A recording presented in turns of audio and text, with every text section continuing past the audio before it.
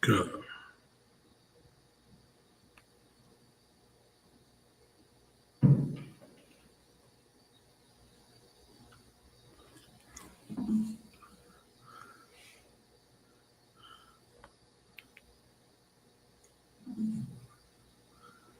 All right. Bear with me 1 second, Israel.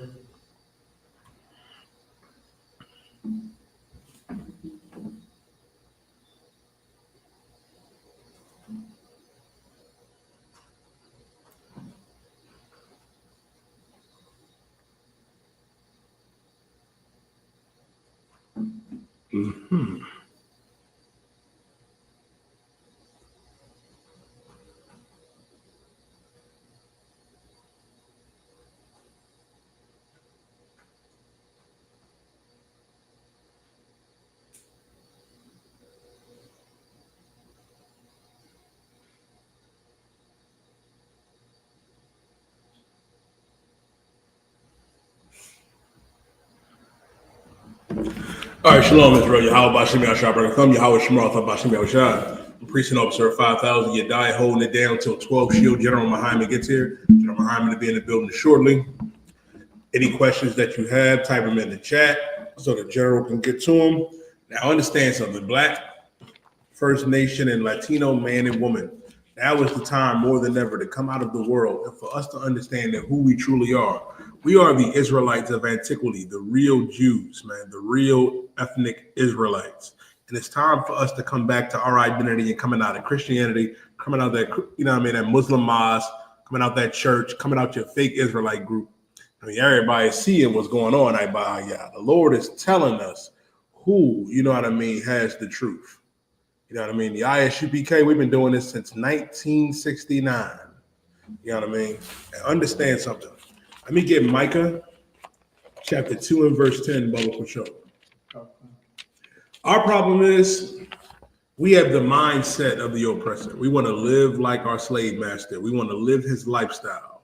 We cannot live like that. We cannot continue to think that we free white in 21, continuing to think, that we are Americans. We cannot live this lifestyle of this beast. We got to come out of America. And when I say come out of America, I don't mean to get on a boat and go somewhere or get on an airplane. No, take your mind out this place. Strip your mind of the Christianity. That's what we have to do as the Lord's chosen people.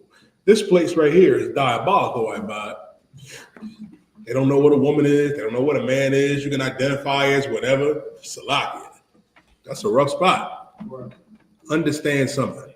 And the scripture is going to explain it even better. Read what you got. This is the book of Micah, chapter 2, and verse 10. Go ahead. Arise ye and depart. The Lord said to arise ye and depart. Meaning we got to get up out and get out of this place. Get your mind out of America. Keep going. For this is not your rest. For this is not your rest. What's so heavy about this, Mahayaman, is this. This place is not our rest. How are we going to get rest when the First Nation man and woman who were the real, Israelites? Right. First Nation man, you are of the tribe of Gad. Seminole Indian man and woman, you are the tribe of Reuben, being persecuted day in and day out. Issachar, the Mexicans, being persecuted. How is it that we can have rest in a place like this, where every time you snap your finger in 5 seconds, a First Nation sister is being snatched off a reservation, while Latino brothers and sisters are being abused in them cages, man, at the border, while the Ukrainians get to walk on through, while the Arabs and the Africans and the Asians get to walk on through. Let me dispel a myth for everybody, where everybody's talking about, Trump and these mass deportations, and which goes to show you why he's the devil that the Bible speaks of. That's right. In particular, targeting Issachar, targeting, Zebulon, targeting Asher, our brothers and sisters in Central, America, Mexico, and South America is so evil because they make it seem like, well, they're the illegal alien. Do you have any idea how many illegals are in this country? And technically, a Latino can't be illegal in this country. Why? Because this land belongs to the Mexican. It belongs to the First Nation man and woman. It belongs, to the Seminole Indian man and woman. Right. But here's the thing, Bahaya. The oppressor came over here on a boat, but he want to call our brothers and sisters wetbacks. But he's the real wetback, crossed an entire ocean so he could avoid taxes. It's evil. And you want to say somebody's an illegal alien and they're not here legally. Where are your papers? Where are your papers? Right. Here's another thing. You know where they really need to send ICE? I bet you if you sent ICE into every Chinatown in America, how much are you willing to wager that all of them are legal? Oh yeah, they hop off the plane in the boat too. They're not legal. You don't see ICE persecuting the Chinese, the Japanese, or the Arabs, or the East Indians. The East Indians is another one that got big numbers, and Africans that are so-called illegal in this country. Right. Tell you something, man. Your Lord has something in store for the oppressor and what he's doing to God's chosen people. And that's why all these plagues and all these curses in World War III, it's right around the corner. It's right around the corner. Read on, Ibad. Because it is polluted. This place is polluted. It has polluted our minds in this way. We think, our way of thinking is exactly the way the oppressor thinks. And the oppressor is the devil that the Bible speaks of. Right. We think it's all right to celebrate your birthday, to celebrate Thanksgiving, to celebrate Christmas. You know what I mean? Sisters believing in the ceremony of America's version of marriage, when God said sex is marriage. Right. That's a rough spot to be in. That's a rough spot to be in. Where you're so, you've been, colonized to the point where you think and breathe just like the oppressor. It polluted our minds. You're more accepting to the LGBTQ, and all the rest of their lasciviousness and proclivities. That's another rough spot to be in when God is against that. They call that an alternative way of living, but the Most High said it was an abomination unto him. Right. This place is polluted, Black, Latino, and First Nation man and woman. Keep reading. Okay.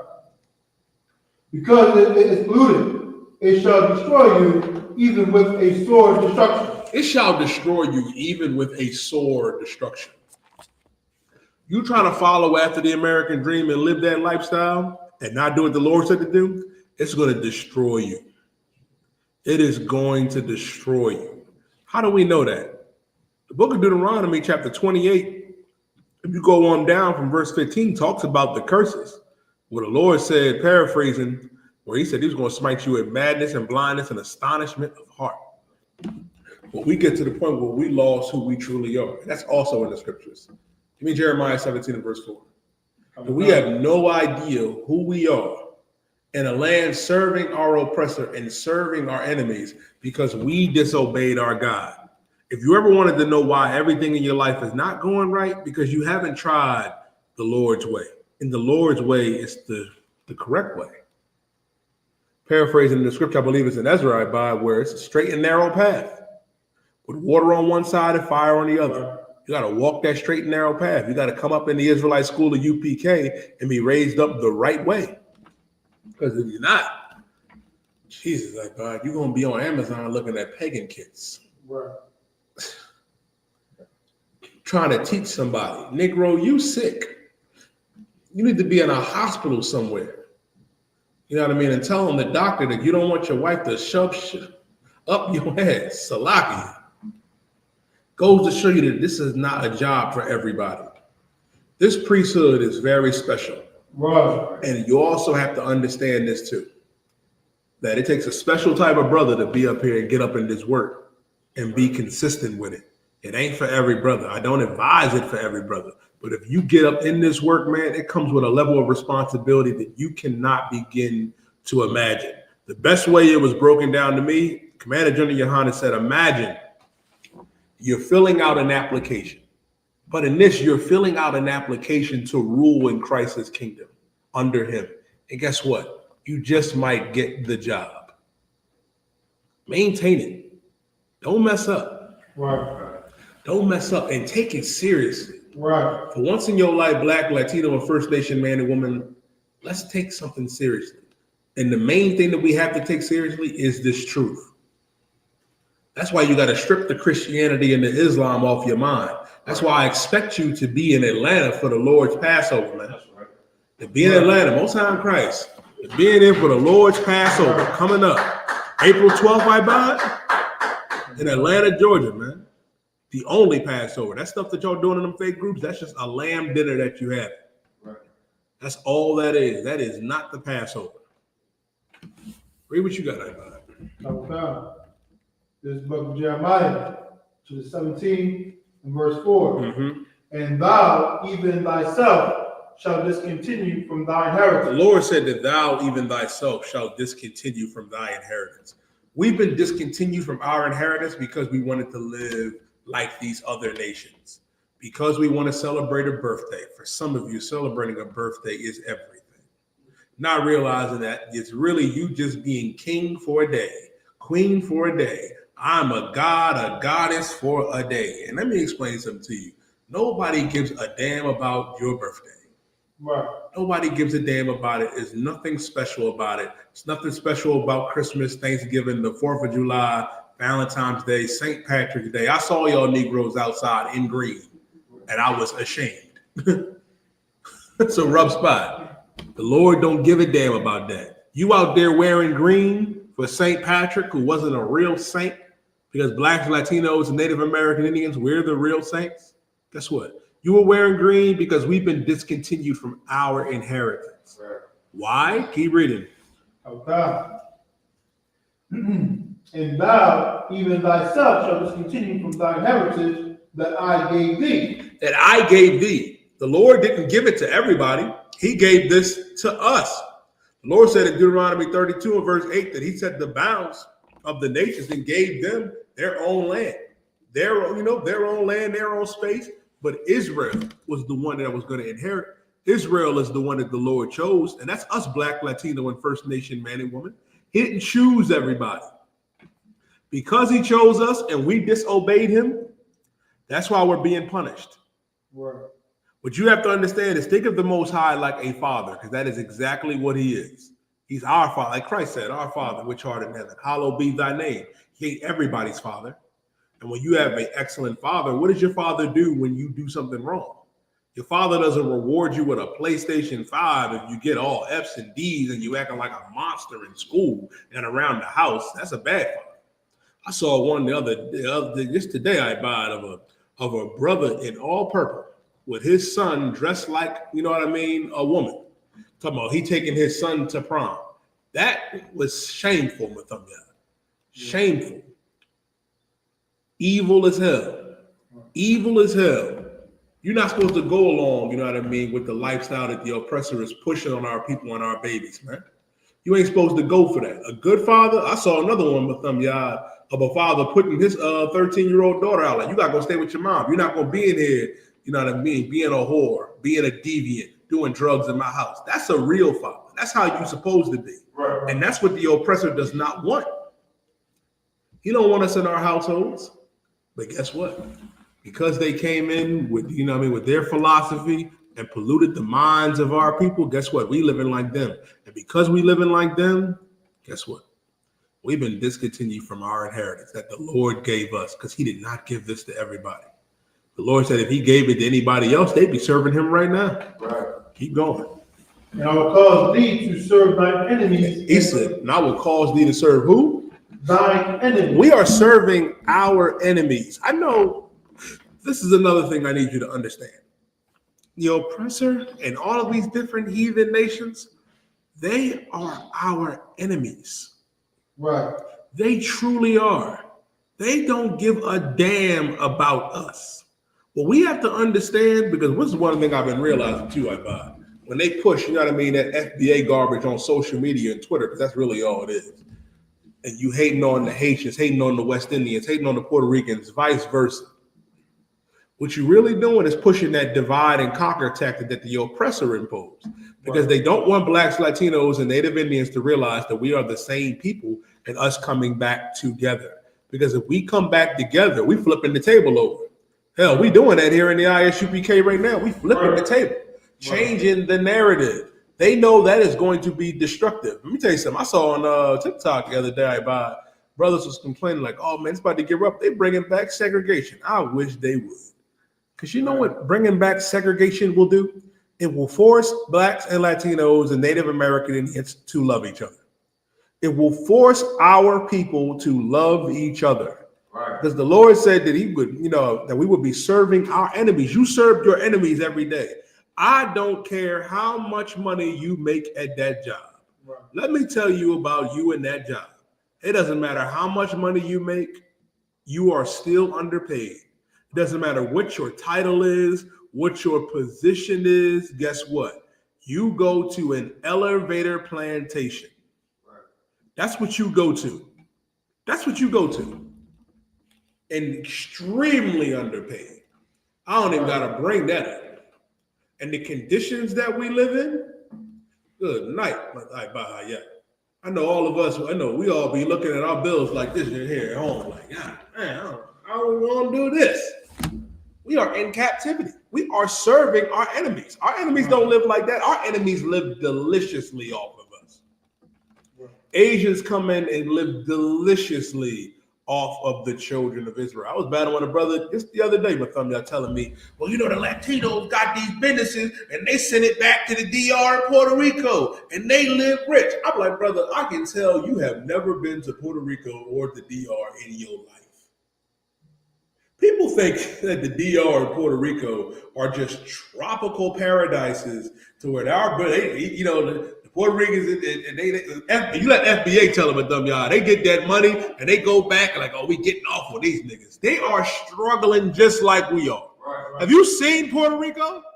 Have you seen the DR? They love to say, well, Haiti is hell. It's a shithole. That's what they say.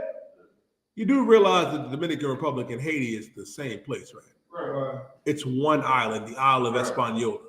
Let me tell you something. Our Hispanic brothers are just in hell the same way we are. They don't own those businesses and them buildings. You know who does? The Asians do. Moab owns those businesses. And I'll tell you what Moab does. Moab buys those businesses, rents it out to them, and guess what? You know what the rent is? The rent is sometimes 4 to 8 times the price it should be. You know where they learn that from? The oppressor and the so-called Jew tell them that. Jack the prices up on the blacks and Latinos. The Asians won't do other Asians like that, but they can do that to that black and Latino man and woman. Listen, man, Ephraim and Simeon are struggling just as much as us, Judah.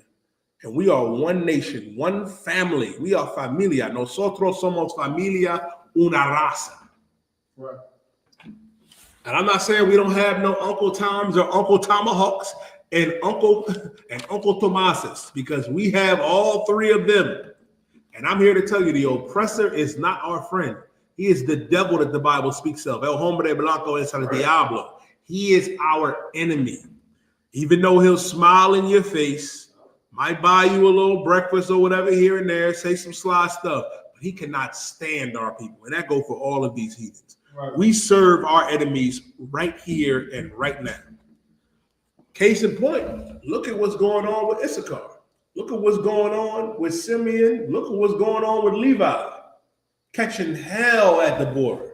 Right. Is any other nation catching hell? No. We serve our enemies. To this day, keep going. Thine enemies, I will cause thee to serve thine enemies in the land which thou knowest not. We don't know this land. Let me tell you something. A boat ride separated us, Black, Latino, and First Nation man and woman. Judah got sent over here to North America. Levi got sent to Haiti. Simeon got sent to the other side of Hispaniola, the Dominican Republic. Ephraim got dropped off in Puerto Rico. Even you calling yourself Puerto Rican is this. Puerto Rico means port of riches, rich port. And they named the slaves, the Taino Indians, the children of Israel, the tribe of Ephraim after that. You're not Cuban. You're not Puerto Rican. You're not Dominican. We're the real Jews and Israelites, man. And we're not originally from those places. A boat ride is how we got dropped off by God. Right. That's what happened. That ain't our land. This ain't our land. Man, listen, our land right now is being occupied by our enemies. By our enemies. Right. What do I mean by our enemies? Everybody is up in arms. And let me tell you black people something too. Let me talk to the brothers for a second. Tribe of Judah. You want to sit up there And this is one thing I didn't understand, I wanted to ask these FBAs this. Ask them niggas if they support Palestine. They'll tell you. But you got a problem with Ephraim, you got a problem with Simeon, you got a problem with Levi. Do the Palestinians, shalom warrior, do the Palestinians support us? Hell no. Hell no. Palestinians don't support black people or Latinos or Native American Indians, but want all of the sympathy in the world, man. They want all the sympathy in the world, but you can't get it. You can't get it. Because here's the thing, that land doesn't belong to Palestine. That land doesn't belong to the oppressor that calls himself a Jew. That land belongs to blacks, Latinos, and Native American Indians. Because we are the children of Israel, man. Listen, even our name, Israel, Yasha Allah, which means princes of the power of your brother, princess of the power of your sister. Right now, we are in the captivity of our captors. Keep going. For ye have kindled a fire in mine anger. Drop that. Go to Deuteronomy chapter 28 and verse 68. I'll show you the big one. I'll show you the boat race. And that's also in the Bible.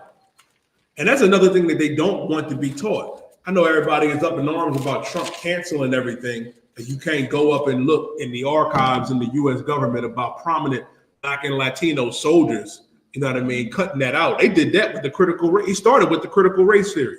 Then they continued it with the DEI. They're trying to erase history.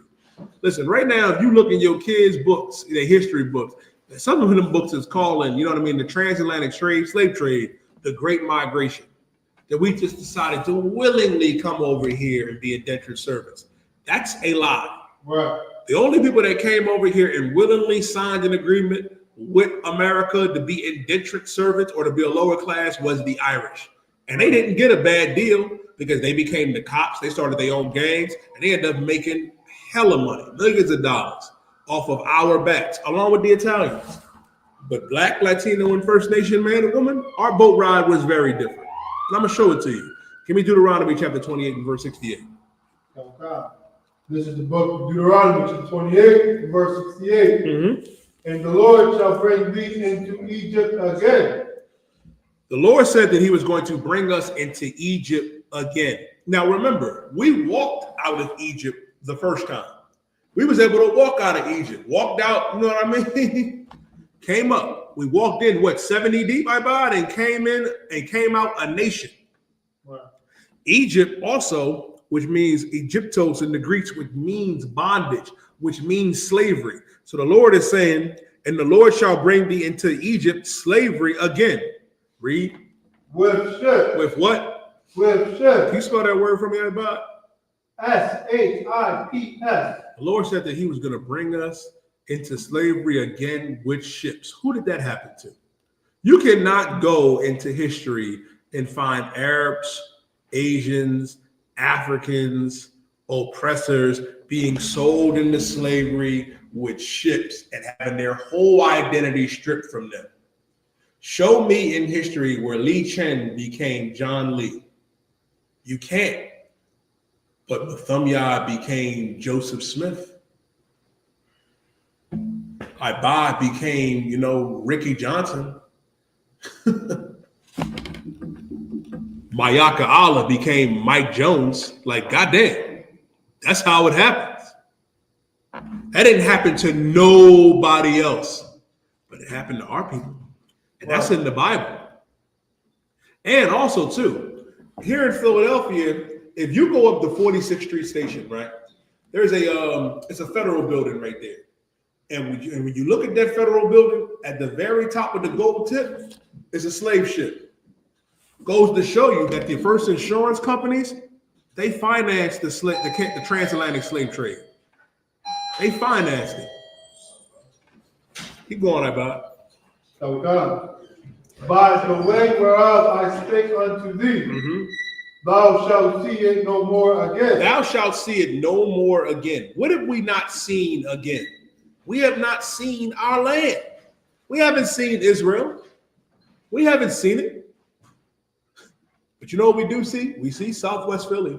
We see North Philly. We see West Philly. We see Trenton, New Jersey. We see Harlem, New York. We see Skid Row out there in Los Angeles. We haven't seen our land. Even if you go and pay a visit now, it ain't the same. The oppressor is occupying it. They having young man Mike, they having pride parades under the Iron Dome in our land, over there in Israel and Tel Aviv. It ain't the same. By the way whereof I spake unto thee, thou shalt see it no more again. We haven't. All we have known is captivity. Right. All we have known is slavery. They don't even want you to go back in time in the history and find the records. And history and archaeology will back up what the Bible is saying, that we are the true Jews of antiquity. The oppressor that calls himself a Jew is not a Jew. We just read so far in the scripture, right, in Deuteronomy 28 and 68. You cannot show me an account of this happening, the so-called white people that call themselves Jews. It didn't. And let's just say, for sake of argument, you know what I mean? If you wanted to make that argument and say, oh, they are those people. They're in that land right now. The scripture says, thou shalt see it no more again. That right there proves that they're not the real Jews, because they're in it right now. Alawah Yah. Barak. Yahweh Shem Yahshua Coming up.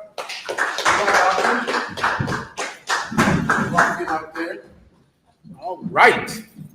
I'll answer all of your questions in the room and online.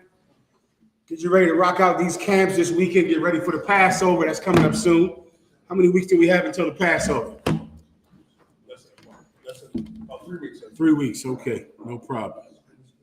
We'll get ready for that. And of course, I will answer all of your questions and go into any topics that you need me to go into.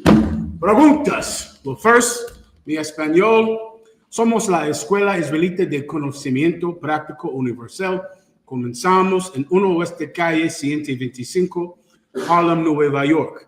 Desde 1969, debajo del mando General YAHANNA. Carnales, esta es la verdad. Si tú eres hombres hispanos, negros o indios nativos, tú eres Israel, el pueblo elegido de Dios. Tu madre y tu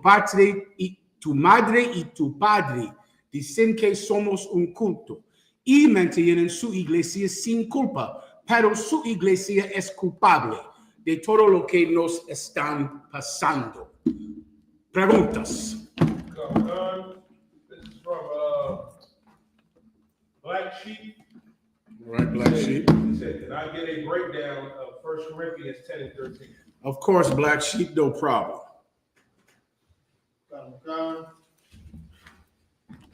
This is the book of 1 Corinthians, chapter 10 and verse 13.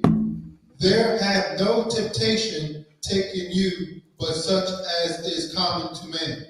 You want me to? I'm assuming you want a general breakdown of this, Black Sheep, right?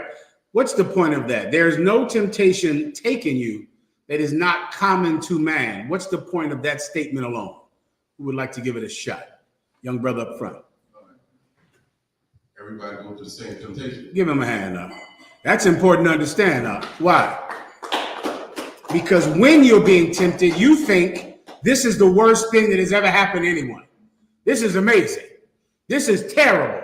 No one has ever lost a woman before you, I'm sure, right? That has never happened. When it happens to you, it's the worst tragedy in the planet. You lost your job. Oh my God. You're the first one to lose a job. You're the first one to have your heart broken. You're the first one to lose your car.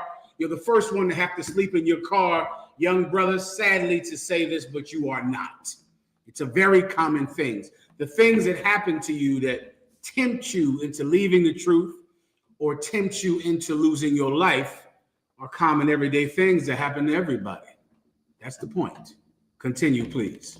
But God is faithful. Read that again. But God is faithful. See, this tragedies and turmoil happen to everyone, but the Most High God is faithful. He's faithful. And that's what is difficult to remember, and that's what you must remember when you're being tempted. What do I mean when I say tempted? When I say tempted, you're provoked to do something wrong. That's what temptation is, to be provoked to do something wrong. A whore might, or I can't say that, I'm sure, right? Okay, let me try to practice not saying it. A promiscuous woman might tempt you into having sex with her, right? She's tempting you. She's provoking you into doing something wrong by how she's dressed, by the things that she says, by her cheap price, by the $20 oral sex that you can have with her. All of these things provoke you to do something wrong. Someone makes you angry. You might be provoked to harm them physically, right? The thing that they say to you, the offense that they do to you, even though it wouldn't be in self-defense, it would satisfy your anger to harm them, right? They're provoking you. That's what temptation means in the Bible, whenever you read it. It's the provoking to do something wrong. However, when you're going through that, it's common. Gracias. It's common. It happens every day. And the Most High God is faithful. What does that mean? Meaning, if you're willing to stand through the temptation, he will stand with you. He's faithful. Like, imagine having a faithful friend. You understand? Give me some characteristics of a faithful friend, Hakim. Well, you got a brother that's just faithful, meaning no matter what you go through, this cat is there. A faithful woman. Come on. If I could, sir, I could use an example of my brother right here. Go ahead, Warrior. Officer Mahayaman is faithful. Give him a hand. Well said. That's high praise, brother. That's high praise in the Israelite school of UPK. That's high praise. Officer Haya is faithful. That's something that we all aspire to be in here, man. How do you know he's faithful? Because when the times get hard, he stands by you. He doesn't run when fear comes or when something happens that he thinks he might lose something. He still stands by your side and fine, Warrior. Well, imagine the Most High God while you're sleeping in that car, when that woman left you, when you lost your job. He's not going to leave you. He's going to stand by you. He's faithful. I pray you understand. Keep going. Who will not suffer you to be tempted above that ye are able. I know you understand that. He will not suffer. The term not suffer means he won't allow. He won't allow you to be tempted past what you are able to be tempted with. So although you think that this temptation is going to destroy you, it doesn't have to, because the Most High God is not going to let it go that far. Just remember that. You think your life will never get better? So many brothers do, which is why you turn to committing suicide or living a reckless lifestyle in the hope that you will die. That's a person that doesn't believe that things will get better. That's a lie. Things absolutely will get better. You can live in your car, sleep in your car, and then go straight from that to a house and a family and a fireplace. That can happen. It has happened. The worst tragedy in the world. You think some slut that you're so in love with leaving you is the worst thing in the world. You just haven't met those bad broads that are around the corner. You haven't met them yet. You don't know them yet, but they're coming. The Most High God will not allow this provocation to destroy you. He's not going to do that because he's faithful. Continue. But will with the temptation also make a way to escape. That's what he does. That's what I just described. With the temptation, he also makes a way to escape. He makes a way to get out of this provocation, out of this temptation. There's a way. So many times in life, brother, you think you're going through something horrible. The Most High God just wants a change in you that you don't see or don't want to make. He makes your life go down the drain. You think, man, nothing can go my way. I can't get a job. I can't get a woman. He wants you to stop smoking weed. You don't know it because you'll just keep smoking. You'll think this weed has nothing to do with my problems. But in the car, sleeping in the car, when you're in there smoked out in that car, thinking, how can I get more money? How can I get out of this? All of a sudden you realize through much teaching, the Lord wants you to stop getting high. He wants you to stop smoking weed. He wants you to stop this. So you make some modification in your behavior that puts your life more in concordance with the Most High God and what he wants. Before you know it, brother, you're out of that situation now. Everybody understands. Was there anything else? A little bit more, sir. Please. That ye may be able to bear it.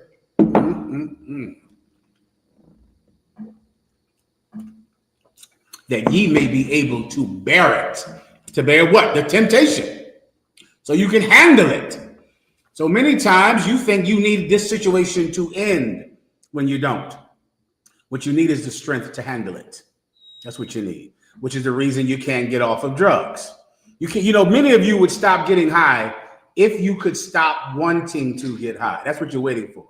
You're waiting for the day to come when it's like, man, I don't want to get high anymore. But until that day, I'm going to keep smoking. I'm an alcoholic, so I'll just keep drinking until the day comes that the Lord performs a miracle in me and I don't want to drink anymore. But I'll smoke and drink until then. But I know that day is coming. But until then, I'll keep doing it. Obviously, you're dying. I was like, cuz I can't resist. That's like Sakari said, I don't want to get caged. That's the day is gonna come where I'm not gonna get paid by my wife. That's for those of you that don't know it. Sakari is somebody, we make jokes about him out of fun and out of kindness. To the Sakari, he's a man that likes his woman to put a dildo in his butt. He made a video and told everybody about it for some reason. Well, listen, I'm sure he hopes that one day he will stop having this desire. That's not how it works, man. You're going to have to bear it. You're going to have to say, I want to get high, and I'm still not going to do it. I want a prostitute. I'm still not going to do it. I want cocaine. I'm still not going to do it. You have to bear the temptation to snort coke. Bear the temptation to pop pills. Bear it. Take it. As opposed to running from it your entire life. If you choose to keep running from it, the Most High will put you in a situation that you cannot run from. That's how it works, young brothers. All right. Was there anything else? On that topic. Please, next. This is from Officer Malakia. He said, Shalom, Lord Christ, Baruch Bashaw, allow me to humble myself and ask this question, sir. Please. How does envy negatively impact us? Oh, envy is it's the pathway to covetousness, to covet. The Bible says, thou shalt not covet. Many of you might have heard that from the Christians. They say that word and they break that commandment every day. Covet is attempting a theft, attempting to steal, attempting to have sex with another man's wife, attempting to take anything that belongs to thy brother. There's a law against stealing. There's a law against adultery. There's a law against taking anything that belongs to another brother, right? Then there's the law against covetousness. To covet is the attempted robbery. It's like the difference between murder and attempted murder. Everybody knows that in today's court system, right? There's a difference, but it's still strict because you wanted to murder that brother. You wanted to do it. You might not have done it. Somebody might have stopped you. Something might have intervened, but if it was up to you, you would have murdered that man. Well, the law against covetousness is attempted theft, attempted robbery, attempted adultery. Everybody understands. But where does that start? That starts with envy. Envy is a powerful thing. I sent you some videos last night that are perfect on envy, because envy is the root. Boy, my God. Envy is the root of why Eve succumbed to the serpent's temptation in the garden. Envy is the reason that our people have worshiped the God of our oppressor for so many years. Envy is powerful. It's a powerful thing.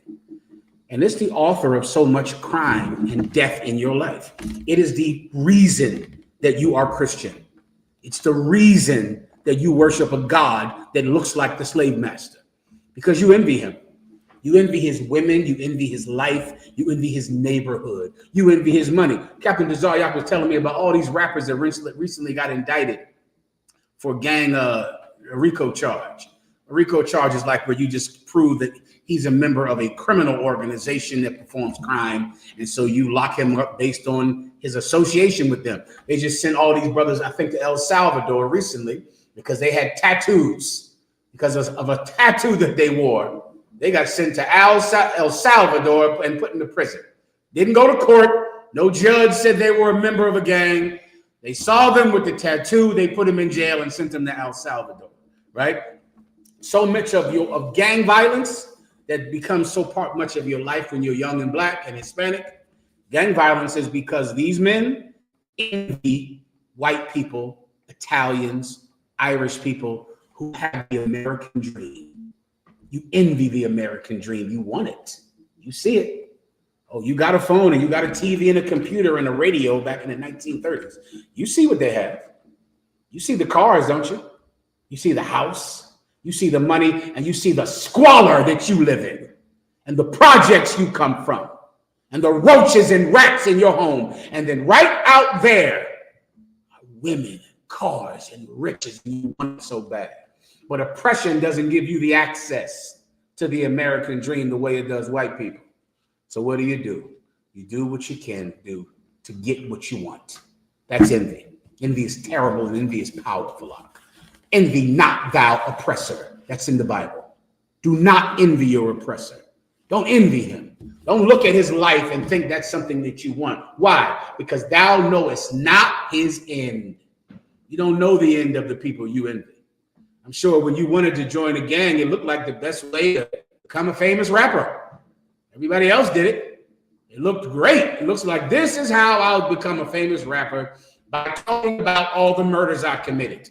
Because that's the way that 50 Cent did it, and the way this guy did it, and Snoop Dogg, and I'll tell you about my murders to prove I'm more gangster, thereby getting out of this hellhole I live in the projects of Chicago and the projects of Los Angeles. I live in a hole that I'm too embarrassed to let anybody come in my house. I want the house on the video. I want to live there. That's envy. And of course, you go on some white man's show, Adam 22, to become famous, become a rapper. And now you're sitting in jail for what, 25 years? And it's impossible, damn near, to beat a federal case. Impossible, cannot happen. You're wasting your money if you try to beat a federal case. You should just cop out to it, the best deal you can. You should not even attempt to go to trial if it's a federal case, because you're going to waste up to what, $1 million. Am I making up that number? I am not making up that number. That's the real number for a Class A felony. $1 million. And at the end, you're still going to jail. It's best just to, take that 15, brother, and thank the Lord for it. And let that be that. Envy causes that to happen in your life. If you have the video, you can put it on Thursday, you die, all right? Did I send it to you last night? On Messenger, maybe? Or I think I texted you, yeah. Both of them are about the same thing. If it happened last night. If I can get them later, I'll do them. If not, I'll do them, Lord allow, on Thursday, all right?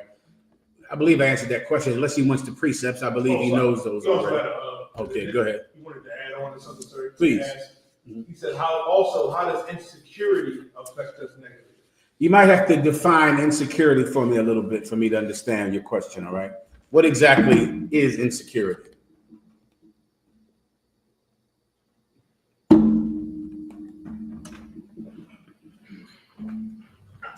I could ask Alexa if he wants. If not, if he wants to tell me, I'll wait, all right? Is there anything else? Gracias.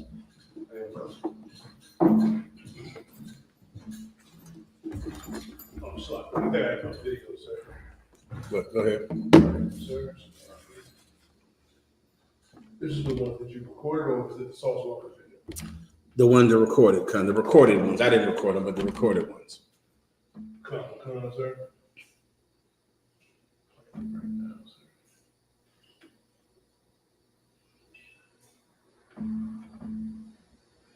Oh, I had another one. Oh my God, I forgot. 1 second. Cut that on Thursday. Ready to explode against the system that had failed. They were tired of being the lowest men on the totem pole. They wanted a piece of the American dream, just as the Irish, Italian, and Sicilian immigrants did 50 years before. They wanted money and power.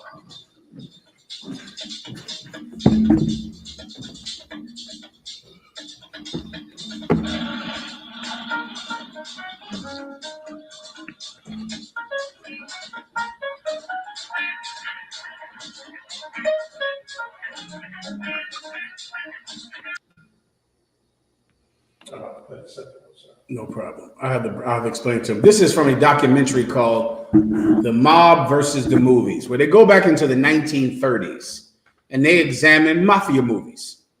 And the first gangster movie was in 1932. That's when they first made mafia movies and gangster movies, right? And they begin to speak about the effect that these movies had on the Italian and the Irish community and why they began to make these movies. And what you might need to do is play the first one, play the one, not that one, play the other one. Much has been made. Black and white, sir. Please. Sir. Also he also elaborated on what he was meant, sir. Okay, go ahead. Matter of fact, let's pause the movie so I can get to the brother's question. He said lack of confidence in your abilities. Lack of confidence, that's still a little vague.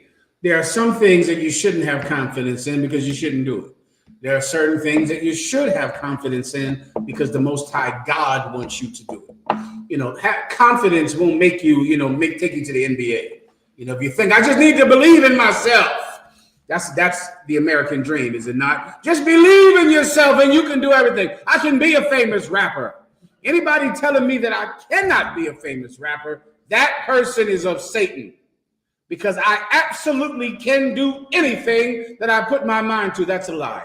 That's not true. That's the American dream, that you can do anything at all, and you'll put your mind to it. What does that cause you to do? You become a sucker to some hustler that's selling you studio time, that's getting you to sign a contract that's going to make you a slave for 50 years in the music industry. Why do you think black people sign those stupid contracts? Because this is their dream and they can do it, and they'll sign that contract. Then they end up absolutely poor driving Uber. And you say, aren't you that brother in that rap group I remember? No, that's not me. That's your Uber driver. That's your Uber driver, that rapper that you grew up watching. He's in your Uber car because he signed a record deal because he can do anything. He can do anything. That's American, dogma, and it's not true. What can you do? The Bible says this: whatsoever thou ask for in the name of Christ, it shall be granted thee. The things that you do for Christ are going to happen. That's that. Now, you might not know how. You might not know what Christ actually needs you to do. But desiring something for him is the thing that's guaranteed. It can't be stopped. Your petty little, hip hop dreams are the, machinations of a foolish child. And that's that. Anything else? I have that video, sir. Go ahead.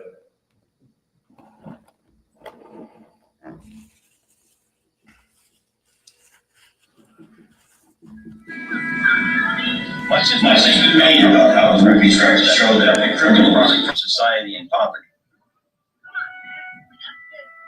Poverty that made money all important. One of the prime characteristics of the mob is that it's all about money.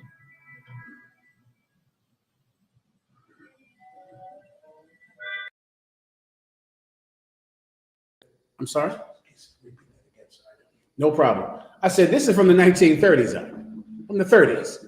And they would make movies and they would let you know in these movies that the conditions of poverty create the mob, creates gangs. Not because you're simply a low-down nigger and that's what black people do, because these weren't black people. These were Italians and Irish and Jewish people. But they learned that poverty created crime. Poverty created the mafia. Poverty created gangs, and there was no other way for them to get out of poverty because of oppression from rich white society. And they gave them mercy for the crime they committed. They understood when they committed crime. Play it again.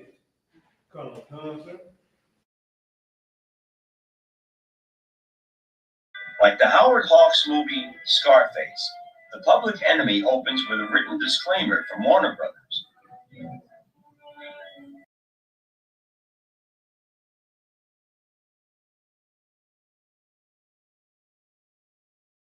You might have heard of the rap group Public Enemy. This is where the name comes from.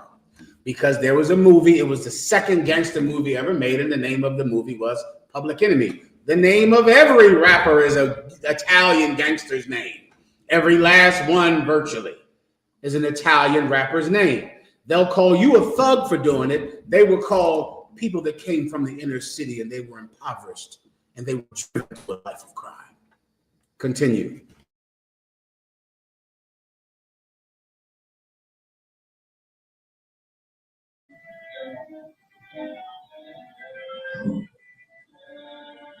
It says they are going to show you a certain strata of American life.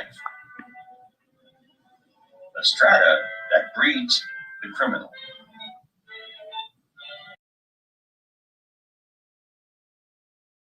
In the early 30s, they would put this in front of every gangster movie. Why? So that no one ever thought that these people they're showing shooting and killing and selling illegal alcohol, don't ever think that this is their fault. Don't think that. Read it. If you have it, can you please read it, Yedai? Come on, sir.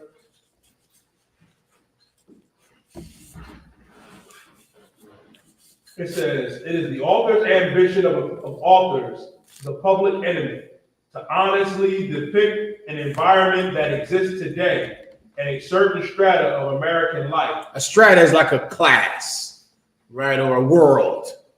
And the author's intent is to show you this culture that they come from, a certain strata of American life. Go ahead. Come. Rather than glorify the hoodlum or the criminal. They're not trying to do that. They're not trying to glorify the hoodlum or the criminal. Go ahead. Come. While the story of the public enemy is essentially a true story, all names and characters appearing herein are purely fictional. This was based on an actual gangster. I forget his name. He was a gangster in Chicago, a white Mahomie or some Irish man's name in Chicago. And this was just his story, and they just changed the names. And they would put this on the screen, and they would tell you the neighborhood they come from is why they act like this. The poverty that they come from and the oppression that they go through. Continue to play. Come, sir.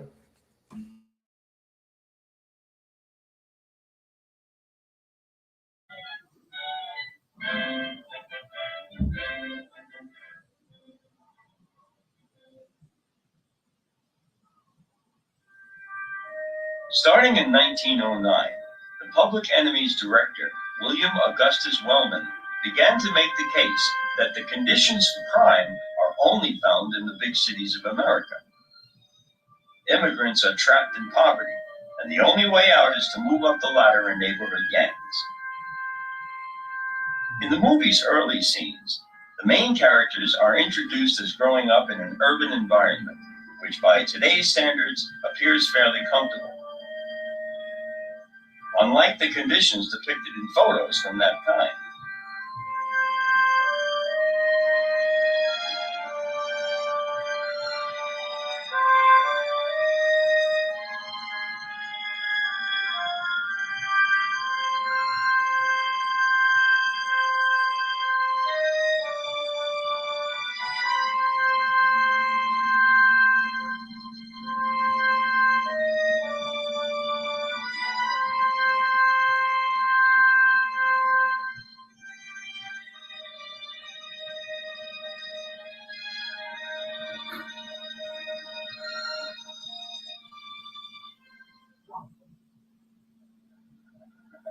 Right away, the opening shot lets you know booze is a problem.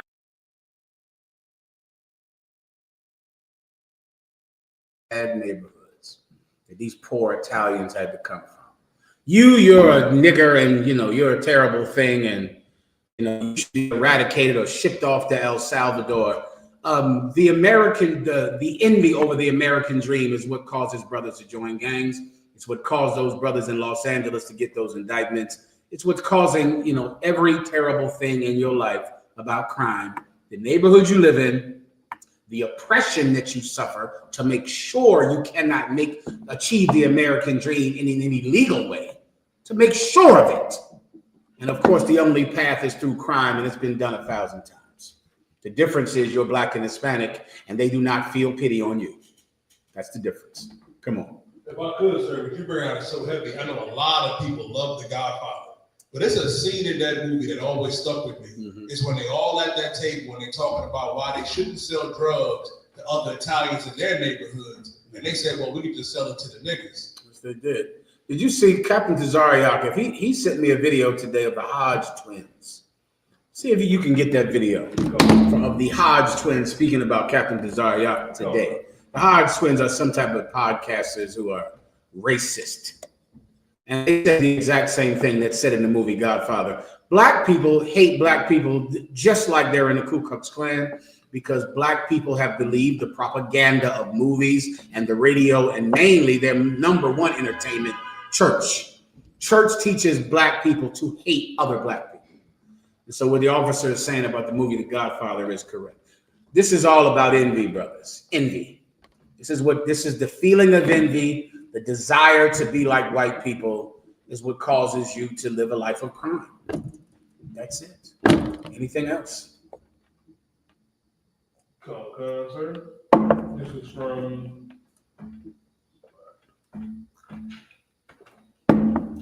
This is from Lacombe. Okay. Yahweh. He said, Shalom, Lord Christ, my Lord, if I may. Please. Have your utmost mercy. Absolutely.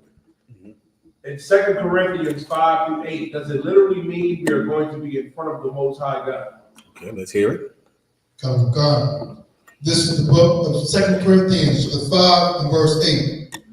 We are confident, I said, and willing rather to be absent from the body than to be present with the Lord. That's not speaking about that at all. Absent from the body, he's speaking about being away from the brothers in the school because he's in prison. The body, he's speaking about the body of Christ. Let me just confirm. Read another verse or so. Verse 9. Wherefore we labor that whether present or absent, we may be accepted of him. Verse 10. For we must all appear, and every one may receive the things done in his body, according to that he have done. Boom. This is not talking about dying at all. This is when he says absent from the body, he's absent from the body of Christ. The body of Christ are the brothers who are in this school. What book is this written in? 2 Corinthians. Sir. In Corinth. He's absent from them because Paul was in prison. He was in jail. So when he says he's absent from the body, he means the people. He's absent from the brothers. But he's with Christ because he's in prison, but Christ is there with him, meaning the Spirit of Christ is there. Why? Because he's going to be judged when he goes before the Lord about what he did in his body. So even though he's not around you, he's still in the truth because he's locked up in that jail cell, wishing he could be with you, but he's keeping the commandments and in the truth in that prison, in that jail cell. Shout out to the brothers in the U.P.K prison program, man. Give them a hand. It's some hardcore brothers right now in this school. What's the brother's name out there in, what's the brother's name? Oh, forget it. Come on. Captain Zakar, that's correct. Over the prison department and all of those brothers, he calls me about weekly, about excellent priests, excellent officers who are in prison. They're absent from the body, but they're not absent from Christ. Everyone understands. Mashamar is another one. He's give him a hand, Mashamar. Lord allow he'll be coming home soon. And there are many other brothers, man, and they'll be coming home soon. They're absent from us right now, but they're not absent from Christ. That's the point. Is there anything else? Sir.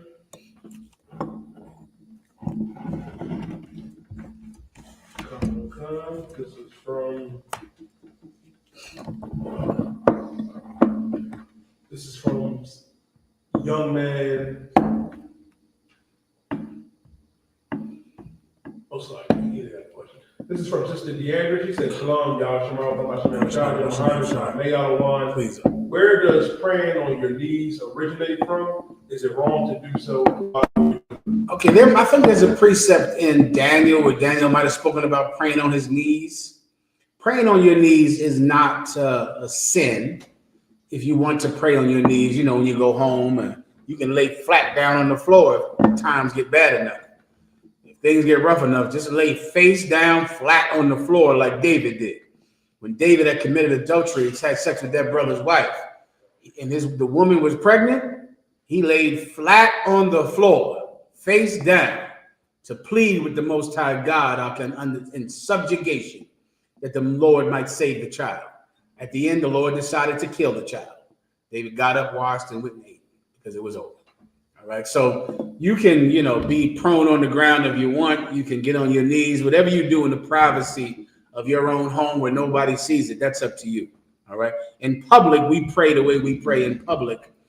We don't do those things. That's not our tradition. Like the Muslims get on the big flying carpet and bow down 5 times a day. That's not something that's not our culture to do something like that. All right. But at home, if you want to do it, you can. It's up to you. All right. You don't have to, but you can. Anything else? Sir. This is from This is from Sahab. Please. He said, if I may, my liege, with your wealth of knowledge Absolutely. bestowed upon you by the Most High, Please, Yahweh, Most High in Christ. are there any specific scriptures with forgiveness and resentment to water my Lord Shalom?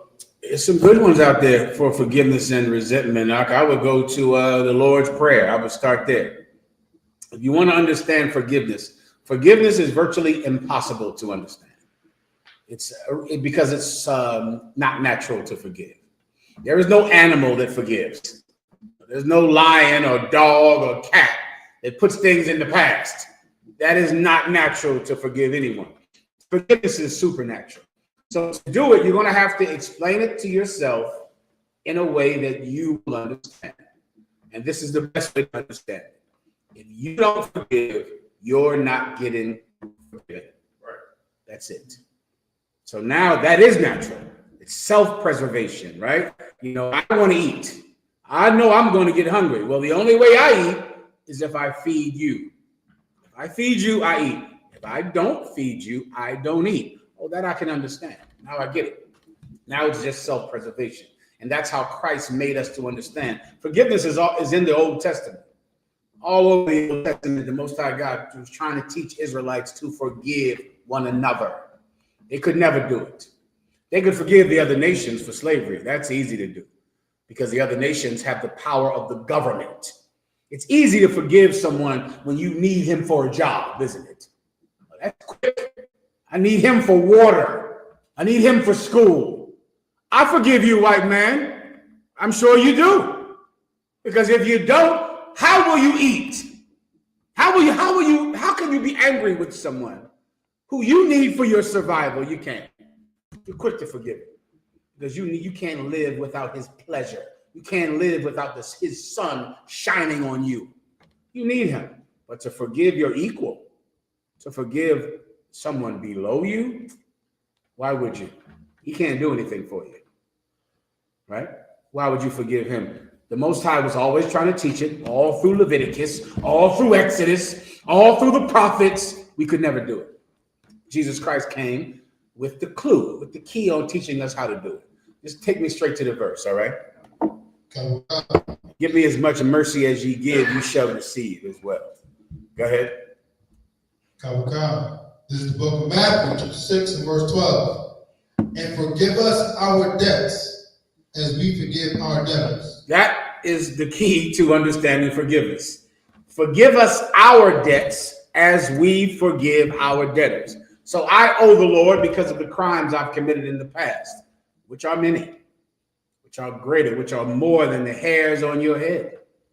Well, if I want to be forgiven for those, I'll have to forgive what you did to me. And if I don't forgive what you did to me, I am literally praying not to be forgiven. And that's the mystery about this prayer that Christians I know don't see. What are you asking for right here? Let the brother answer the question who asked. This is a prayer. This is the Lord's Prayer, right? Our Father, which art in heaven, hallowed be thy name. Thy kingdom come, thy will be done. Forgive us our debts, even as we forgive our debtors. What are you praying for? Someone answer the question.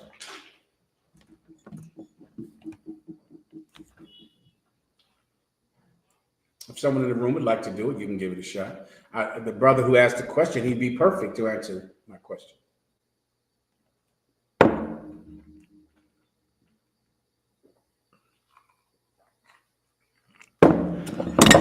Anything? All right. Anyone else in the chat room that would like to give it a shot? What are you praying for? This from Officer Malakia. Mm-hmm. Oh, Salakia. The brother came in and said, just praying for forgiveness. No, you are absolutely not praying for forgiveness. That's what everybody sees. That's not what we just read. Read it one more time.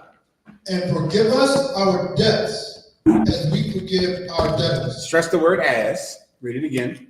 And forgive us our debts as we forgive our debtors. What are you praying for, young brother? Forgive somebody that did you wrong. Say it one more time. Forgive somebody that did you wrong. Still, you're closer, but you're still not right. But you're closer. You are praying that the Most High only forgives me the way I forgive other people.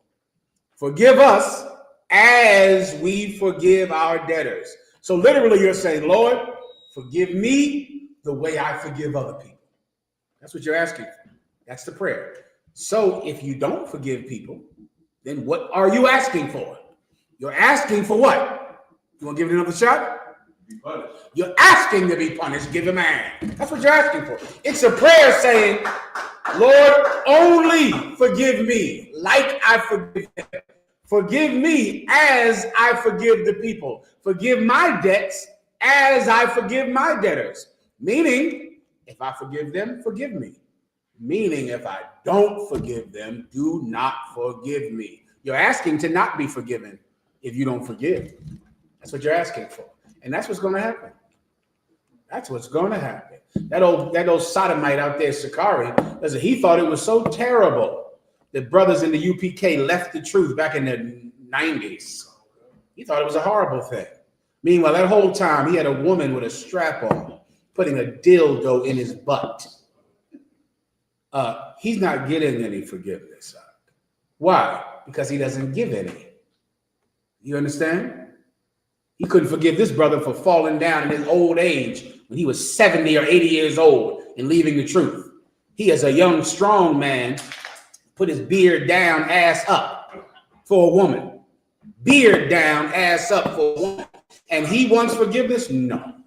No, you can't have any of that, brother. No, none of that, Alec. No. All right, anything else? Come, sir. This is from Brother Anava. Brother Anava said, what's up?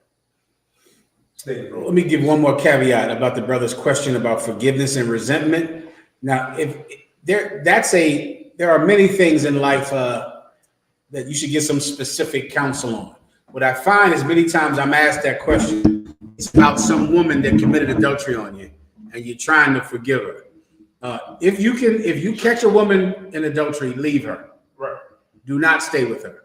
You can forgive her, just forgive her and never have sex with her again. That is a mistake. Now, if you've already done it, if you've already taken her back, then now you absolutely do need to forgive.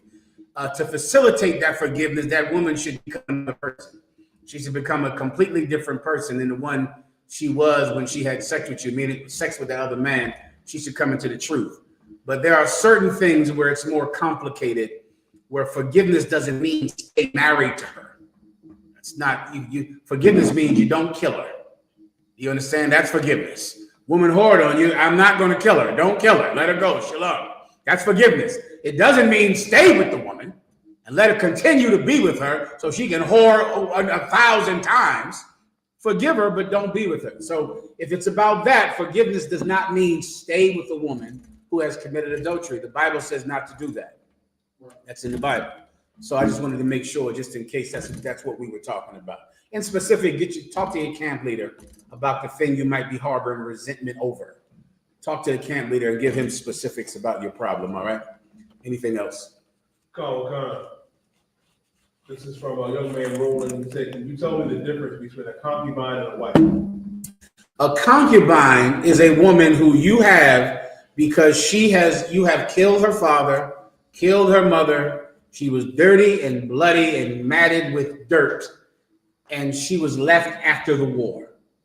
A concubine is the spoil of war. She's a captive from a war. That's what a concubine is. A wife is a woman who went to her father, and you got permission to marry her. You've paid a dowry. You made an agreement with her family, and now she's yours. That's a wife. What are the similarities between a concubine and a wife? I've given you the differences. I just did it just now. Now I want you to give me what is absolutely the same between a concubine and a wife. Let the brother answer the question. Ven otra vez, please. Did anyone do that for me? Same brother, if you didn't mind, I'd like him to answer. It's all right. Gracias.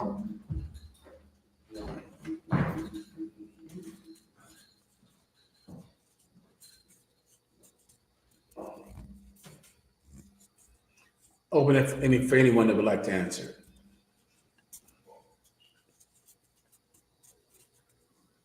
One second, everybody. I'll give him a shot. No go? Solid? Please? Having sex with both. That's a similarity, yes. You're having sex with both of them. That's correct. What's another similarity? What do they both have in common? I've told you that a concubine is a captive from war. A wife is a free woman who you made an agreement with her family. The similarities are, those are the differences. The similarities are you have sex with both, and both of them are Israelites. Both. A concubine is an Israelite. A wife is an Israelite. They're not different in race. They're different in status in society. Status. The wife has a higher status because you didn't kill her family in a war. You made an agreement with her father. This woman was captive in a war. You killed her family. Now you're taking her into your home, cleaning her up, giving her a new dress, and cutting the bloody hair she has off. But she's still your sister. And now you're marrying into this family that you just were at war with. So now, Lord, allow these families can have peace, because now you married the daughter of your enemy. In Israel, we fought each other. That should be familiar to blacks and Hispanics. We fought each other far more than we fought the Philistines and the Moabites. David said his hands were so stained with blood, he could not build the temple of God, because David had killed so many Benjamites and so many Ephraimites, so many Puerto Ricans and so many West Indians. He couldn't even build the house of God because he killed so many of his own people to be king. They didn't hand David the kingdom. They didn't bow down and hand him the crown. He had to kill his enemies in Israel. He took it by force. He took Jerusalem by force. He killed all of his rivals, went to war with them. He was over them for 30 years until finally he was able to conquer the northern kingdom. And he took it by force. And he had to fight so much until finally men from the tribe of Y.A.H.N.Na, from the Hispanic, came to him and they said, David, we're going to follow you. And they joined David. And when the Y.A.H.N.Naites, the Mexicans, joined David, he conquered everyone else. And then finally he was king over a unified nation. They didn't vote him in. I pray you understand. It wasn't democracy. He had to kill those Israelites to be their king. So much so, he said, I can't build a temple, man. I've killed my own people for my whole career. He had to. It was no other way around it. Okay? Because of that, you had many women that didn't have fathers. I pray you understand. All right? Anything else? This is from Officer Bakari Allah. He said, Shalom, General. He said,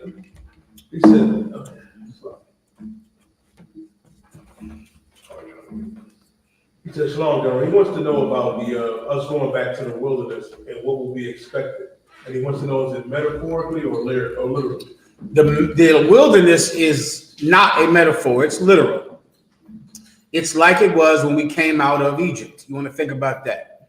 You want to think about the Israelites coming out of Egypt. They wandered in the wilderness for 40 years because they continued to sin. They continued to break God's commandments in the wilderness. And so because of that, they weren't allowed to go straight from Egypt to the promised land. They wandered and got lost. God did it on purpose because of their sin. The more impatient they got with being in the wilderness, the more the Most High God made them stay in the wilderness, because they got so impatient. They got so tired of eating this flat bread. We're about to have the Feast of Unleavened Bread.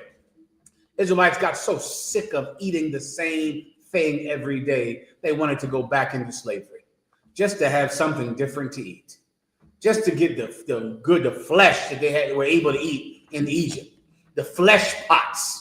We talked about that. Let us go back to Egypt, where we had the onions and the leeks and the flesh pots. A flesh pot is what you would call today a restaurant. That's a flesh pot, a restaurant.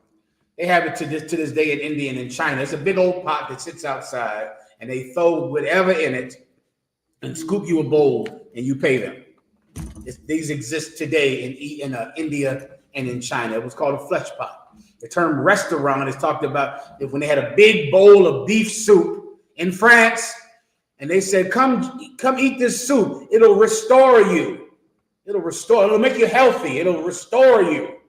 And those places became to be called restaurants. It's a flesh pot. Okay, a meat pot, a pot of boiling meat, soup. You get my point. They didn't have that in the wilderness, though. They had flat bread every day, all day flat bread. They said, man, I'd rather be in chains in Egypt. I'd rather go back and build a goddamn pyramid than eat this flat bread every day. Well, that's why we have the Feast of Unleavened Bread. So you can remember what it was like to eat the same thing every day like a ration.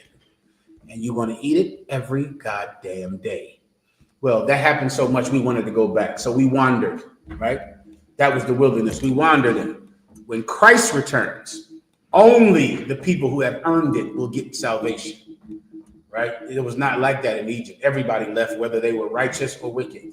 If you were an Israelite, you left Egypt. Not so this time. This time you got to earn your way out of this kingdom. You're going to have to earn your way onto the chariots.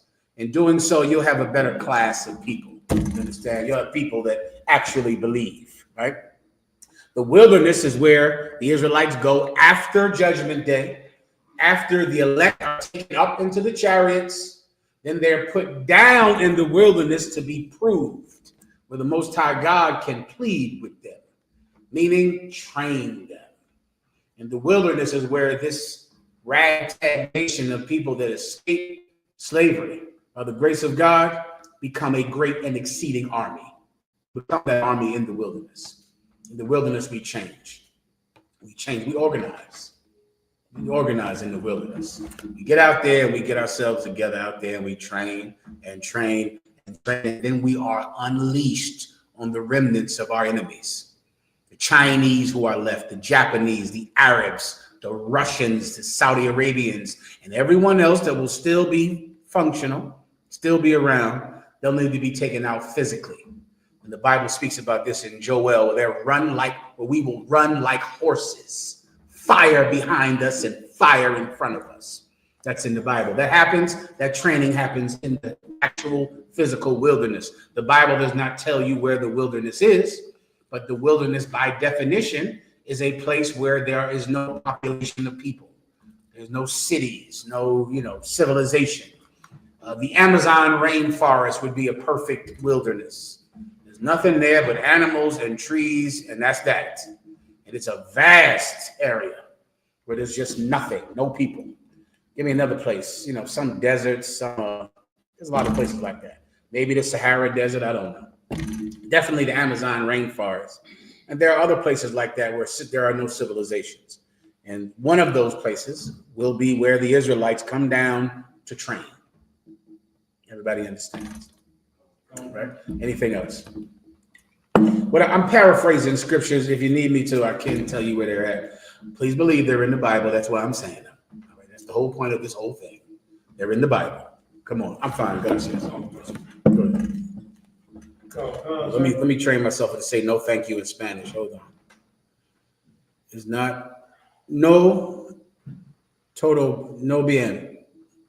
Right? No bien. Bien, no. Let me look that up. Shit. Keep going. Go ahead. Call about them some Capital War. Please. He said, Shalom, sir. If time permits, we would like your perspective on sundown towns. Okay, I'll give you that real fast. 1 second. Stand by. Let me look this up real fast. No thanks. I think it's just I'm good no bien gracias. Tell me if that's right, Spanish speakers. No bien gracias. All right, go ahead. Sundown town. Was there another question? Okay, you can look that up. Sundown town still exists. I gotta find this in a minute. All right. Sundown towns still exist today. I'll explain the concept. The concept simply is, if you're Black or Hispanic, you cannot be in this town at night. Right? These places still exist. They exist in Pennsylvania. There's places outside of Philly, brother. I wouldn't be caught out there at night. Places out there where those Amish people at, over there. I drove one of my kids out to some college, Kutztown University, brother. Listen, I've been in the terriblest projects that you young brothers don't even know existed, that we hung out in and had a wonderful time, man. Richard Allen projects, brother. I spent so much time in there as a little kid, jumping up and down on old mattresses, playing in them refrigerators. We played in them things, man. a refrigerator be outside. We get there and act like it's a boat. Lay the refrigerator down and just act like we're in a boat. Mattresses on the sidewalk, forget about it. That was a trampoline. And we jumped up and down in those old mattresses, went in everything, went in abandoned buildings and abandoned apartments, and had a ball in Richard Allen projects all over the city. I felt so comfortable in. Brother, I was out there outside of Pennsylvania. I wanted to get the hell out of there. I was driving like, Lord, car, don't go down out here. I'm looking at my gas tank like I cannot run out of gas out here. I mean, I was scared. I was straight up and down like, Lord, I have got to get out of here before the sun goes down. I could feel it.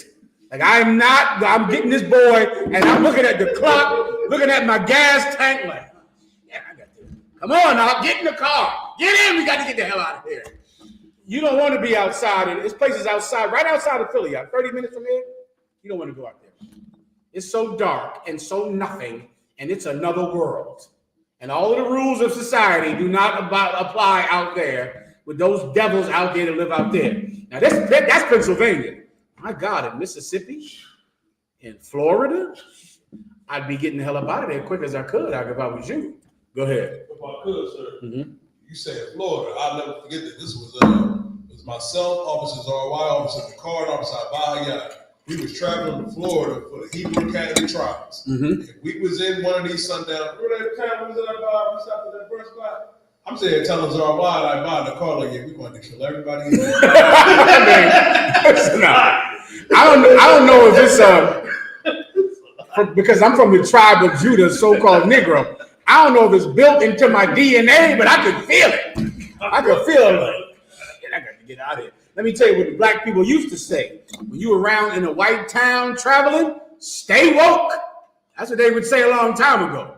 The white man took the term woke. Now woke somehow means gay or LGBT. I don't know what none of that's about.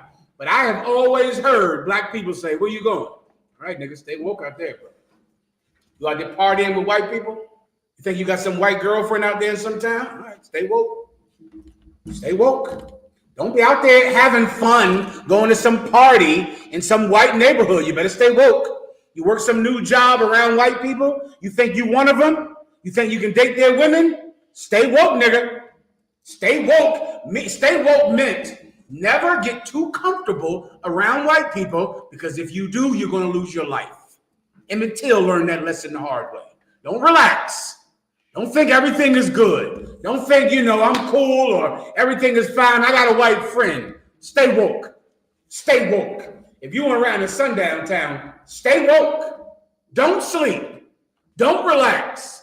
Do what you have to do and get the hell out of there. That's a sundown town. And it's commonly known among the people that live in that town. Why? Because you have to be there in the daytime. Why? Simple answer. You work there. You work. Your grandmother works for these white people. She's babysitting their children, washing their clothing. You're cleaning their house up. You're building something. You're a farm hand, or you work in these towns. Blacks and Hispanics work in these towns. When the sun goes down, you're getting the hell out of there, because if you're there after dark, what do white people think? You're trying to rob someone. You're trying to steal someone, or the all dreaded and hated thing. What's the last thing? What's the thing that every white man thinks that you're here after dark for? To have sex with that slut who has sex with everybody. That white daughter of his has sex with the damn arm of a chair. She has sex with everything. And if you're there after dark, you must be there to date their daughter. So they just kill everybody that's there after dark, or they'll ride up on you and say, what are you doing here? Why are you here? What business do you have here? Am I telling you something you never heard of? Stay woke. That's the official stance of the Israelite School of UPK on sundown towns. Stay woke. Is there anything else? Sir, this is from Shaya Allah. He says, Salakia Alawan, if I may, is it okay to be using 1 Corinthians 5:1 as a precept to defend polygamy in the New Testament? 1 Corinthians 5:1. Let me hear it. This is the book of 1 Corinthians 5, verse 1. It is reported commonly that there is fornication among you, and such fornication as is not so much as named among the Gentiles, that one should have his father's wife. I'm missing the polygamy part. I don't get that part. The topic is, of course, having sex with your father's wife.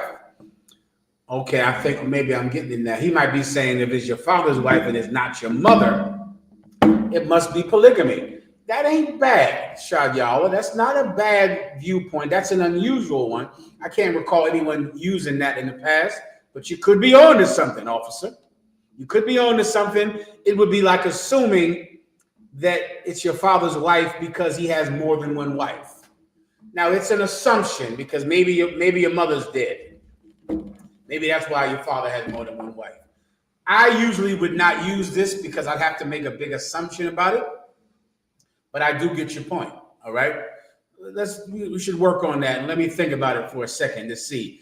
Generally, I would not use this for polygamy because it is not specifically talking about having more than one woman.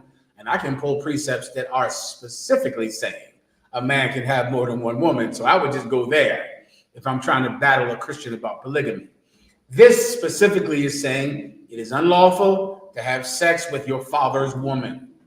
We're not talking about your mother, which is the point that Shadyal is speaking about. Your father has a different one. All right. So that's what I usually would not use this one, but I could understand why you might. I could understand that. Work it out and see it. Battle a few Christians with it. Test it out. Go out there and pull it out on a few Christians and see what happens. All right. Go ahead. Come, sir. This is from Korshad. He says, Slocky General, can you break down Ecclesiasticus 37 and 1 through 5? Okay, no problem. Go ahead and read it, please. This is the book of Ecclesiasticus 37, chapter 37 and verse 1. Every friend saith, I am his friend also. But there is a friend which is only a friend in name. Yeah, this is, the Bible says to prove a friend. Friendship is so many things. General Mayak told me one time, he said, he just wishes he came into the truth sooner. And that is, I absolutely agree with that. I think about so many things that I did when I was young. It caused me to lose my thumb and lose partial ability in my left hand, that I was just doing so many stupid things that I would not have done if I was in the truth. One of them is never understanding what a drastic and terrible decision it is to decide who is your friend. Young brothers, you're going to pick a friend, and that friend is why you're going to get killed out, because you chose this friend. Friendship in the Black community, brother, and the Hispanic community, you're dying because of that. You're dying because I decided this is the crew I'm rolling with, them. This is my homie. Well, if he's your friend, you're going to have to die for him. That's why you're dying. You're dying for this person. And once again, and it's as simple as I have decided he's my friend. He's decided I'm his friend.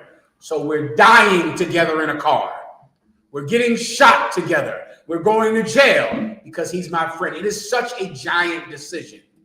And when you're young and Black, which is another reason to hate the Christian church. You know the decision that you think is giant your entire life from young? Who you're going to give a ring to. You think that's the biggest decision in the world, don't you? Every Black man does. You ask a Black man, you know what I've heard of? Good Lord. I've heard Black men say, I can have sex with a woman, I can make her my girlfriend, but I can't tell her I love her. Raise your hand if you've heard that before. Well, you can't say I love you.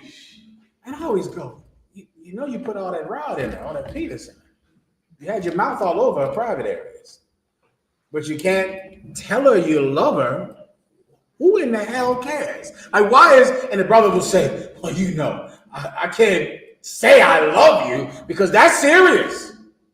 And I go, Lord, I thank the Lord I'm not young and stupid anymore. I thank the Lord I'm not you. To think, we're going to have sex all day in all the positions and all of that. But I can't say I love you because that's commitment. So we got a rough way to go. Let me give you another one. This is for you women, and you have met this woman. She gonna let you put your penis in every hole in their eyes. You gonna put your penis in their ears and in their eyes. You know what she won't do though? Is kiss you in the mouth. Who's ever heard of that? You've heard of it, right? Oh, well, we can't kiss because, kissing, that's a commitment. You want to put your penis in my eye socket, push my eye back, then go ahead. But kissing, that's a big commitment. You don't know what is important and what commitment is. You think saying I love you is a commitment. You think, well, I have sex with these women and I'll get them pregnant, which will put me in child support court and in jail. But the one I get on my knee and give a ring to, oh, she got to be a special woman. Why does a woman have to be special to buy her a ring? You're going to get a divorce in a year anyway. So what in the hell difference does it make who you give a ring to? Why is a marriage license important when you're just going to go get a divorce decree in a year or 2 years? Guess what? Let me tell you what you're going to do. You're going to get on your knee, give a woman a ring, sign a marriage license. Then because you don't have the money for the divorce, you're going to just be separated and just have sex with other people. And that's that. And never get a divorce. You just say, well, we're separated. Some of you, because you're poor, you're going to be separated from a woman you got a marriage license with. You're going to live in the same house. And she's going to have sex with other men. And you're going to just be like roommates. And then when the new brothers come over to have sex with her, they'll go, who's that nigga downstairs on the couch? Well, that's just my baby's father. He just ain't found a place to live yet. We just living together, but we ain't together anymore. Am I telling you something? Raise your hand if this is totally strange and you have never heard it before in your life. Everyone has heard of this. But they think this marriage license is a bond. This ring is a bond. A kiss on the mouth is a bond. You know what a bond is? Friendship. Who? You dying over that? You dying over that because this is my friend you went to high school with, some friend in the 9th grade. You're dying over him. That's the end of your life because you chose him to be a friend. That is why you're dead. Him. Choose wisely. Choose a friend with wisdom. Be careful. Be careful when you young brothers in high school. Choose wisely. Choose wisely. Read it again. Every friend say, I am his friend also. Oh, say they're friends, right? Every friend say, yeah, that's my best friend. You ever heard that before? My best friend. You're going to shoot each other in a couple of years. You're going to be running, shooting each other. That's all. With your best friends. Just like this woman you're so in love with. This woman you're in love with today is the biggest enemy in your life in 2 years. That's all. Every friend says, I'm your friend also. You're my friend. I'm also your friend. We're friends. Every friend says that. Continue. But there is a friend which is only a friend in name. Yeah, there's a friend that's only a friend in name. You're just calling him your friend, and he's saying he's your friend, but he's not really your friend. You see, many of us don't know the difference between a friend and an accomplice. I know I didn't.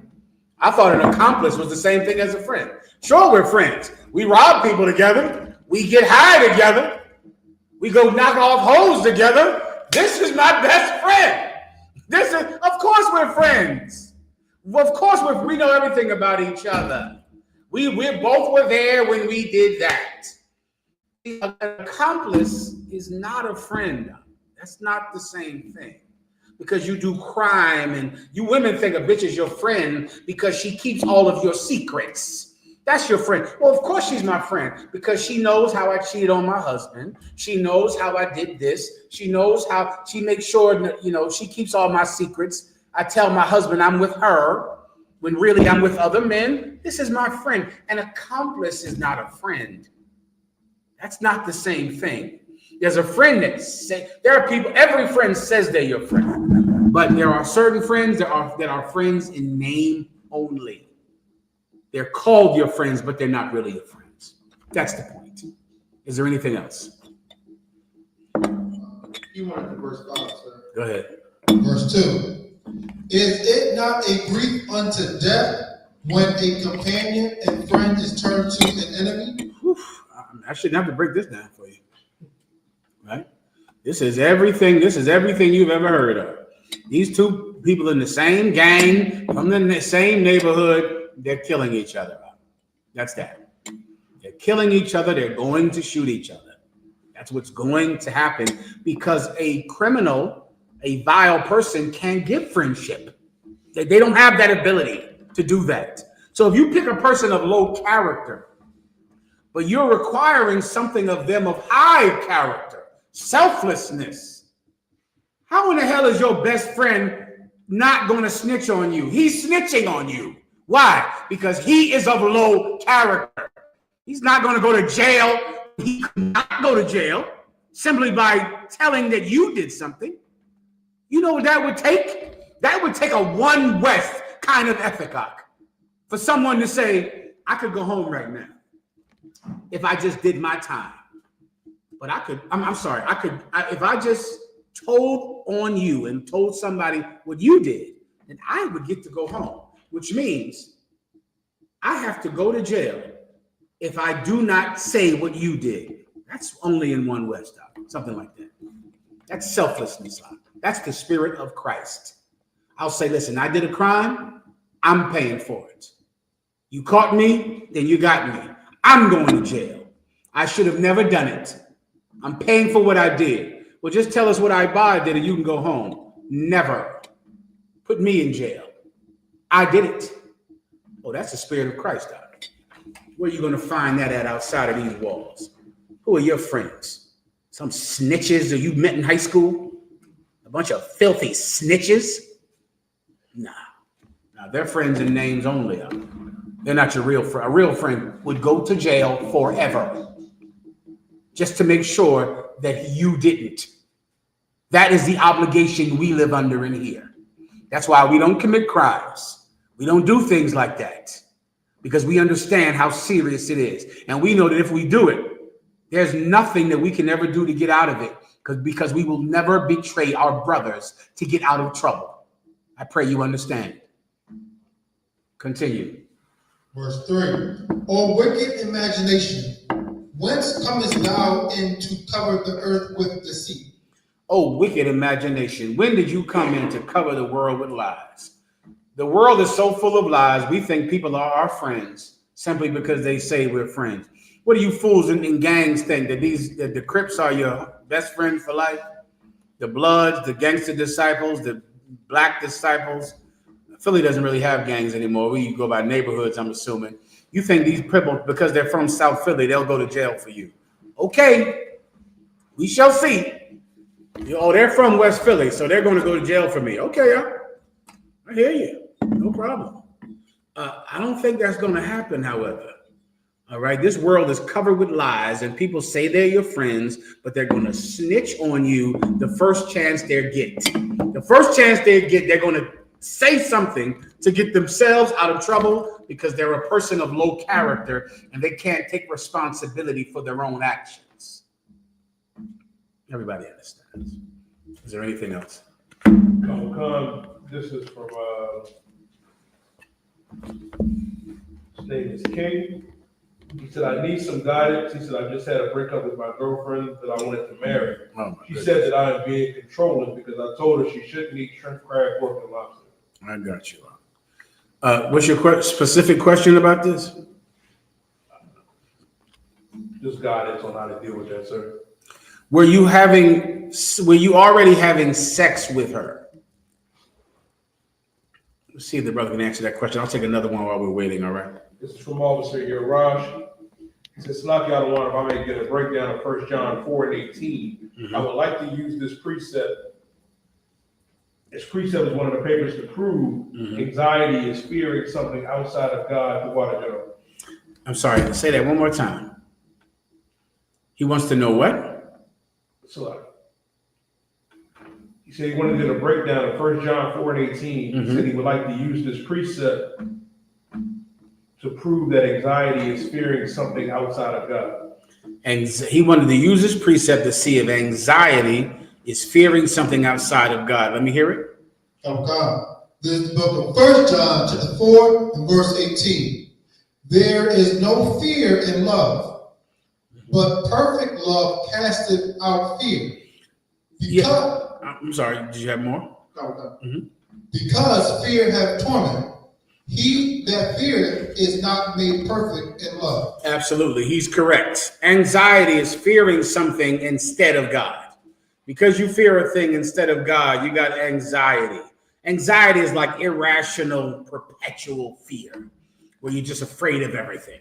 There are some people that are afraid to go outside. They're called agoraphobics, where they can't go outside their door. They're scared to death. You got some people with all kinds of disorders like OCD, obsessive control disorder, where they're just terrified that the stove is on. So they just check the stove, check the stove, check the stove, check the stove, check the stove. They can't leave out the door. They have superstitions. I was at a funeral recently. It's Jesus Christ. I never go around people in the world. This is one of the reasons. I'm at a burial for someone that died in the world, right? And this woman came over and she's talking to me. And as we're talking, she stops and she goes to a bush and puts something under the bush. And then this woman said, "What'd you do?" She said, "Oh, I'm in a graveyard. I had pennies in my pocket. I can't leave here with these pennies. I got to leave the pennies in the graveyard." Have you ever heard of this before? This is my first time hearing this. If you're in a graveyard and you have pennies, you have to leave them. You cannot bring them with you. I went and looked it up, and it exists where you can't take them. It's like you have to leave money there. So since you have coins, you're in a graveyard, you leave them. And when she came back, the woman I was talking to said, "Oh yeah, you don't play. That's true. You do have to leave those coins there." I said, "How fast can I get the hell away from both of you? How can I get the hell out of here as fast as I can?" Because that's anxiety.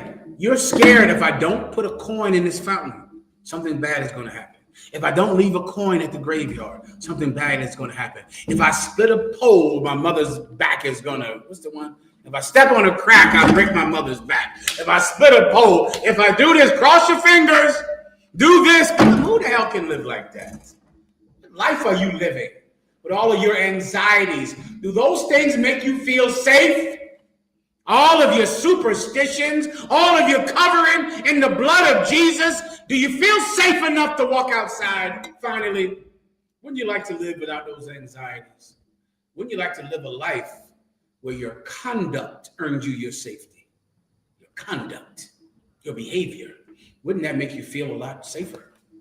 Your anxiety is fearing something outside of God. Since you're a whore, you need to throw pennies in a fountain.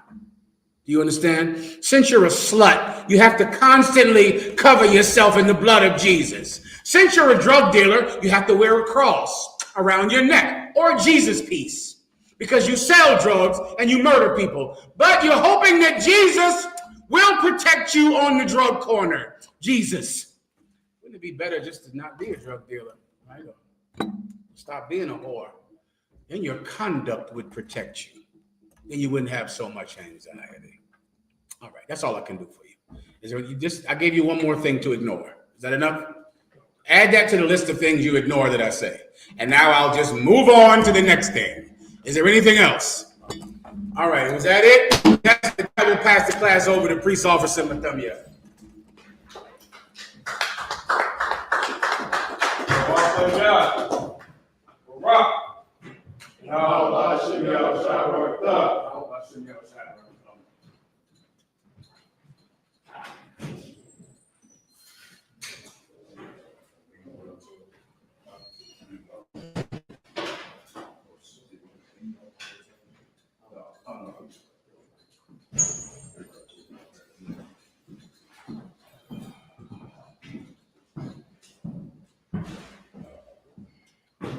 I.S.U.P.K security announcements. With I.S.U.P.K started 1 West 125th Street, Harlem, New York, under Commander Jerry YAHANNA. Rule for new brother and sister. When a new brother or sister comes into the school, they are off limits for 6 months. They are to be saluted only. They are here to shed themselves in the world.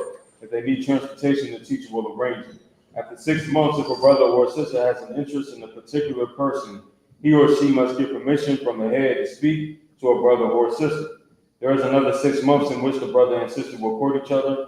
After this 6-month period, the brother and sister will get permission from the head to marry. Times, which is a commandment, you can find this in Numbers 18:21, Malachi chapter 3, verses 8 through 10. It means the tenth in the Hebrew, Ma'asharah, 10% of every penny of any increase the Lord gives you, give to the treasury department.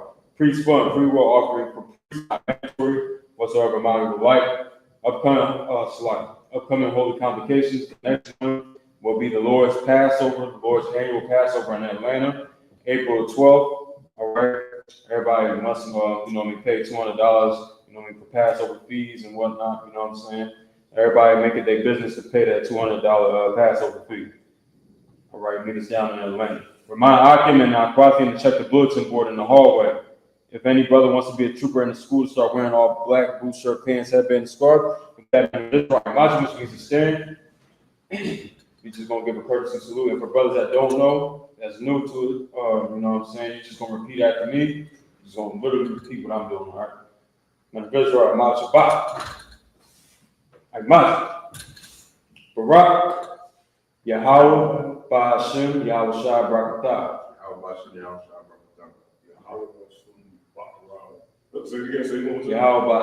Yahweh Shai Barakatah. Barakatum. It's all good. You'll get the next one. It's all good. Ajmatah, class dismissed.